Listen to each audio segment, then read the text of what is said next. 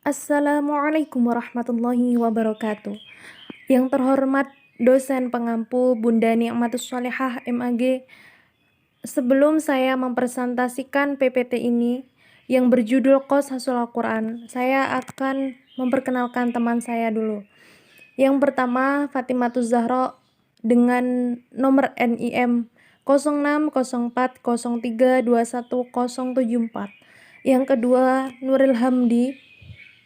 Nuril Ummi Hamdi dengan nomor NIM 060403218089. Yang ketiga, saya sendiri Swaibatul Aslamia dengan nomor NIM 060403218093. Jadi sebelumnya saya akan mempresentasikan makalah yang berjudul Qashasul Al-Quran. Apa sih Qashasul Al-Quran itu? Pengertian Qashasul Al-Quran.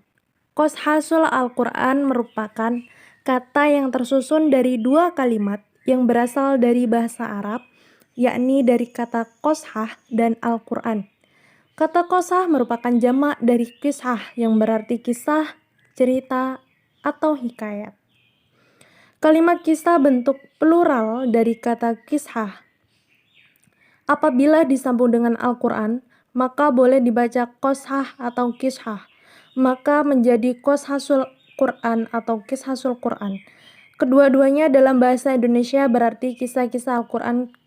Kata kisah mempunyai persamaan makna dalam bahasa Arab dengan lafal sejarah, tarikh, sirah, dan atsar. Akan tetapi, kata-kata itu tidak terdapat Al-Quran.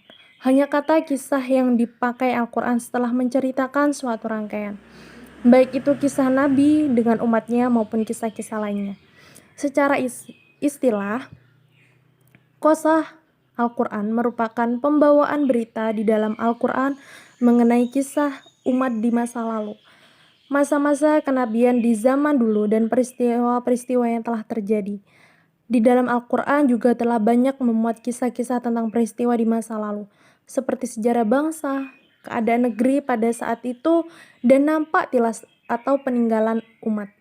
Ia menyajikan semua keadaan dengan cara yang menakjubkan. B. Bentuk-bentuk kisah dalam Al-Quran. Nur Faizin membagi kisah Al-Quran terdiri dari beberapa bentuk.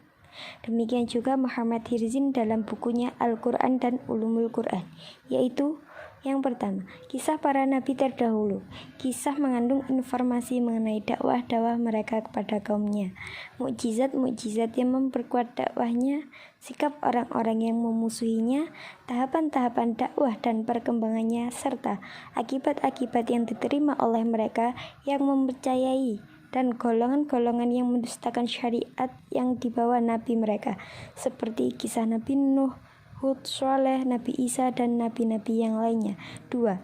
Kisah-kisah yang menyangkut pribadi-pribadi yang bukan termasuk nabi dan golongan-golongan dengan segala kejadiannya yang dinukil oleh Allah untuk dijadikan pelajaran, seperti kisah Maryam, Dzulqarnain, Luqmanul Hakim, dan Ashabul Kahfi. Dan yang ketiga, kisah yang menyangkut peristiwa-peristiwa yang terjadi pada masa Rasulullah, seperti Perang Badar, Uhud, Ahzab, dan Perang Bani Nadir. Manfaat dan tujuan Qashasul Quran. Menjadi salah satu tujuan Allah menyampaikan kisah adalah agar manusia mau berpikir dan mengambil ibrah. Tujuan pokok dari kisah Al-Quran dan manfaatnya diantaranya 1. Menjelaskan asas-asas dakwah menuju Allah dan menjelaskan pokok-pokok syariat yang dibawa oleh para nabi Allah untuk umatnya.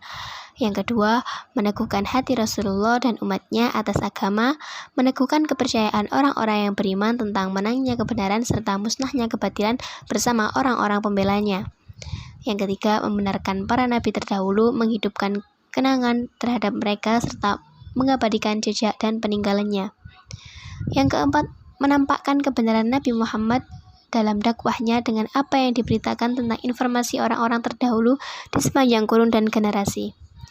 Yang kelima, mengungkap kebohongan para ahli kitab dengan hujah yang menyingkap keterangan dan petunjuk yang mereka sembunyikan dan menentang mereka dengan isi kitab mereka sendiri sebelum kitab itu dirubah dan diganti. Yang keenam, kisah dapat menarik perhatian para pendengar dan memantapkan pesan-pesan yang terkandung di dalamnya ke dalam jiwa manusia. Hikmah pengulangan Qashasul Quran.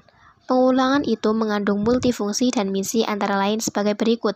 1. Pengulangan kisah itu merupakan salah satu bentuk kemukjizatan Al-Quran, karena pengulangan kisah yang sama dalam berbagai kesempatan dengan gaya bahasa dan misi yang berlainan sulit bahkan mustahil dilakukan oleh manusia biasa. Yang kedua, sahabat Nabi yang baru masuk Islam bisa mendengar langsung penjelasan Rasul ketika ayat Qasas diturunkan kesekian kalinya, karena mungkin mereka belum mendengar kisah itu saat turun ayat Qasas sebelumnya. Yang ketiga, minimnya orang yang hafal seluruh Al-Quran. Dengan adanya pengulangan kisah, barangkali orang yang hanya hafal satu surat bisa memahami lebih mudah surat lain yang memuat kisah yang sama. Yang keempat, terkadang Qasas tidak dikisahkan sekaligus sempurna dengan alur maju, tetapi diceritakan potongan kisah di beberapa tempat yang berbeda sesuai konteksnya, agar tidak melelahkan sekaligus memperjelas misi. Yang kelima, kisah yang diceritakan Al-Quran secara terpisah dapat dijadikan pelajaran oleh umat Islam secara umum, sesuai dengan ragam problema yang dihadapi sekaligus disesuaikan dengan tingkat strata pemahaman, strata sosial, atau strata ilmiah yang berbeda. Kesimpulan, Qasas Quran adalah kisah-kisah yang terdapat di dalam Al-Quran. Qasas Al-Quran merupakan pembawaan berita di dalam Al-Quran mengenai kisah umat di masa lalu, masa-masa kenabian di zaman dulu, dan peristiwa-peristiwa yang telah terjadi. Jadi, kisah Al-Quran itu berisi pelajaran bagi manusia untuk membawa kepada petunjuk agama, yang akhirnya manusia sampai kepada jalan keselamatan dunia akhirat. Amin. Sekian yang dapat kami sampaikan, kurang lebihnya mohon maaf yang sebesar-besarnya. Beli baju di pasar baru. Wassalamualaikum warahmatullahi wabarakatuh.